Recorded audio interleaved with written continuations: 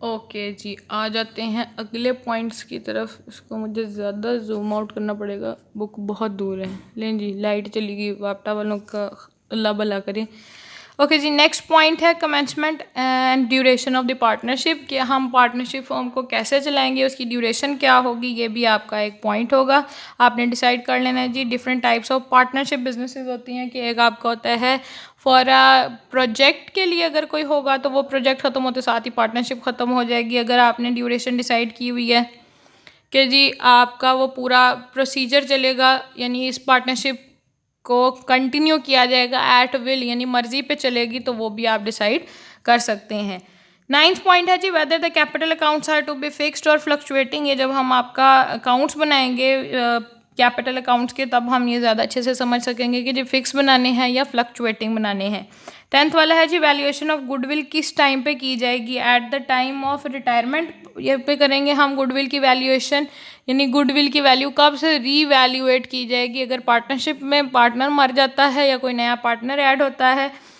11th point है जी, the method of ascertaining the amount due to the retiring partner और representative of the deceased partner at the time of retirement और death, and the manner in which the amount due will be paid. Sorry, मुझे सांस चढ़ गया।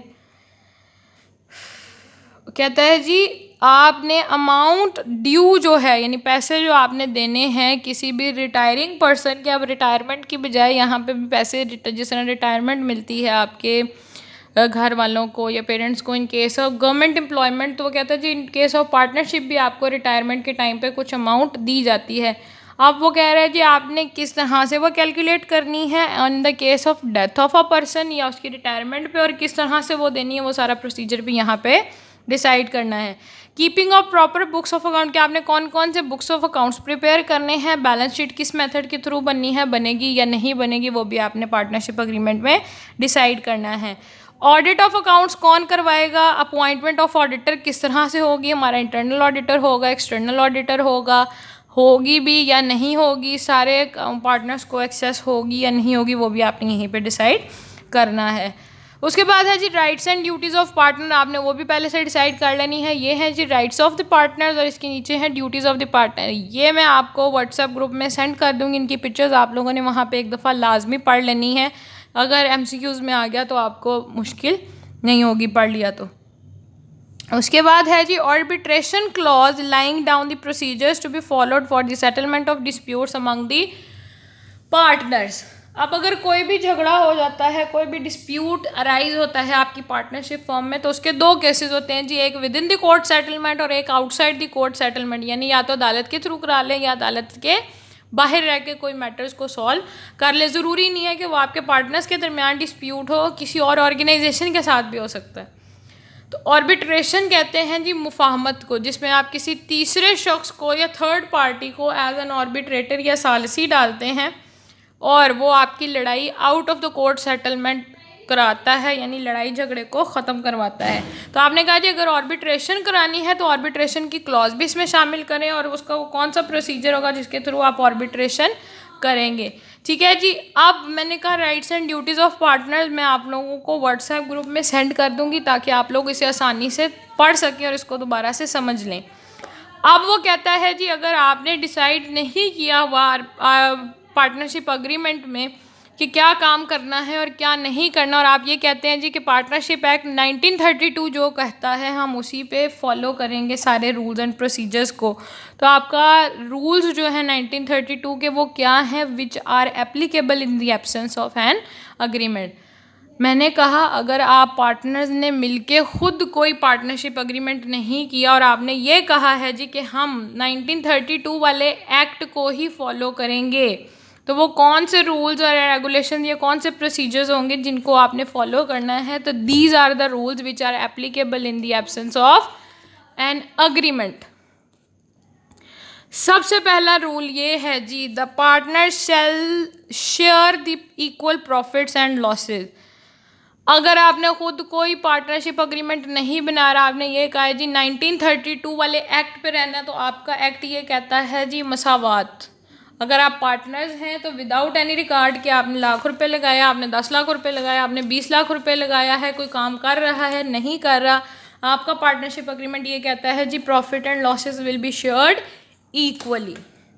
अब अगर question में हमें कहीं कहा जाता है जी कि पार्टनरशिप फॉर्म ने अग्रीमेंट नहीं बनाया लेकिन आपने उनको प्रॉफिट एंड लॉस शेयर करना है उनके दरमियान, तो आपने ये कहना है जी अकॉर्डिंग टू 1932 एक्ट हम सबको इक्वली डिवाइड कर देंगे प्रॉफिट एंड लॉसेस। यानी कोई रेशो नहीं निकालनी, कुछ नहीं करना, हमने सिंपली क्या करना है जी, अगर 10 पार्टनर्स है और 10,000 प्रॉफिट है तो 10,000 को 10 पे डिवाइड करके जो 1,000 पे सारों को आएगा हमने उन्हें वो डिवाइड कर देना है। दूसरा रूल जो आपका कहता है जी पार्टनरशिप अग्रीमेंट, वो कहता है जी a partner shall be entitled to interest at a rate of 6% per annum on the loan advanced by him to the firm.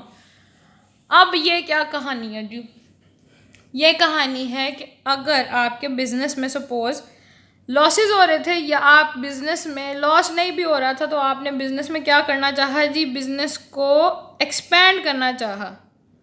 अब एक्सपैंड करने के लिए भी पैसे चाहिए। आपके पार्टनर्स ने ये कहा जी सारों ने मिलके कि हमारे पास पैसे नहीं है, अब हमें क्या करना पड़ेगा जी, लोन लेना पड़ेगा। उन्होंने कहा जी ठीक है। एक पार्टनर को ख्याल आया जी कि मेरे पास पैसा तो पड़ा हुआ है, मैं कैपिटल तो फर्दर इन्वेस्ट नहीं कर सकता। सपोज उन्होंने कैपिटल नहीं मांगा, अब आपके पार्टनर्स ये कह रहे हैं जी कि हमें लोन चाहिए। उन्होंने ये कहा जी, या उस पार्टनर ने ये कहा ठीक है आपने जितना पैसा सपोज 10 लाख 20 लाख बैंक से कर्जा लेना है, आप ऐसा करें जी वो 10 लाख रुपया बैंक से लेने की बजाय मुझसे इंटरेस्ट पे ले लें। यानी वही 12% इंटरेस्ट जो आप बैंक को पे कर रहे हैं उसकी बजाय मुझसे 10 लाख रुपया 20 लाख रुपया लेके मुझे उसके अगेंस्ट कितना इंटरेस्ट दे दें, 6%।